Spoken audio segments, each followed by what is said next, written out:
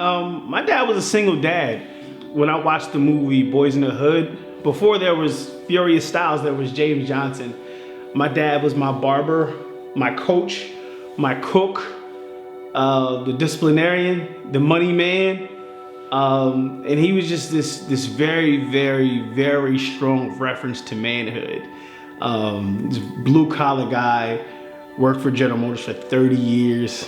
I remember this one time, I'm outside playing and I skinned my elbow. And I'm crying, there's blood dripping down my arm. And my dad, summertime, it's a sunny afternoon, he's sitting there watching Phillies game. And I come in, I was crying, I was like, Dad, my arm, my arm. He's sitting there, he puts his beard down, he licks his thumb, wipes the blood off, and he says, go back outside and play. I'm watching the game. Well, growing up in Wilmington, Delaware, it was a bunch of single moms. And we were different because my dad was a single dad. I had to share my dad with my friends because people didn't have a father in their life. So people would just flock to my house and my dad would cut hair. And I could be at the park playing, I'd come back and one of my friends would be sitting on the step talking to my dad. And I had, certain cousins who didn't have father figures, they'd be at my house. So, the unique part about it was, he was a single dad, but, because of the circumstances of the neighborhood, I shared my dad with a lot of people. And the fact that he was a coach, he's my baseball coach, my basketball coach, my football coach.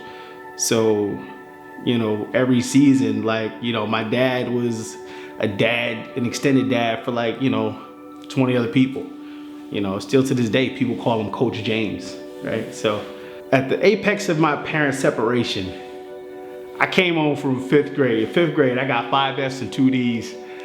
And it was like the first time I saw my dad cry.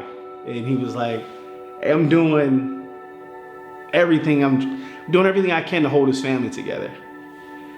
And your job is to go to school. And he's like, just get out my face. He's like, you're on punishment, and so I'm tired of looking at you. He was like, and at that point in fifth grade, I'm like, man, I really disappointed my dad. And I graduated high school with a 1.8 GPA, so there was no expectations for me. And going to college, he thought that I was going to just last a week.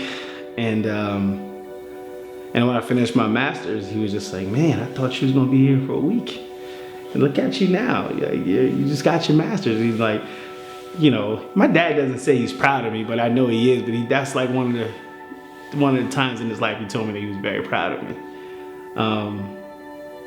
2 years ago, I had diverticulitis, and I was in the hospital for 5 days. And I didn't call anyone to tell them I was in the hospital until I found out that I wasn't going to die.